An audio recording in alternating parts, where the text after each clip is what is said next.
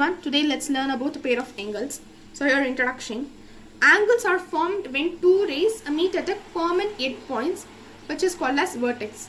Okay, this is a ray 1 and this is a ray 2, which means it's a common point, which is called as a vertex. Okay, in geometry we often deal with pairs of angles, two angles that have a special relationship based on their position and their sum. So here are the types of pairs of angles. The first one is complementary angle. Two angles that add up to 90 degrees said to be complementary angle. For example, if 30 degree and 60 degree if we add up, I will get 90 degree, which is complementary angle. And then the second one is supplementary angle.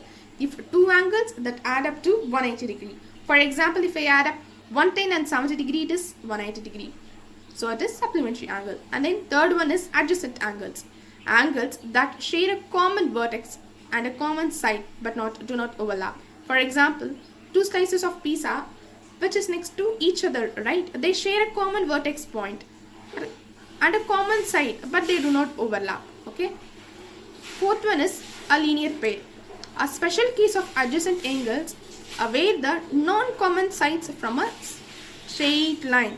Actually, they are always like a supplementary data. So keep in mind, linear pair are always like a supplementary angles. For example, 120 degree and 60 degree on a straight line. So 120 plus 60 degrees 180 degree, right? So it is the same as supplementary angle, but which has a straight line. And here is a fifth type of pair of angle, which is angles around a point. So it should have a total of 360 degree. Example, if three angles are 100 degree, 130 degree and 80 degree, the fourth one should be 50 degree. So we form a 360 degree, which is the sum of the other angles. And here are some real life examples. Let's take a clock at 6 o'clock. Look at a clock when it turns 6. It will have linear pair because the hour and the minute hands form a straight line.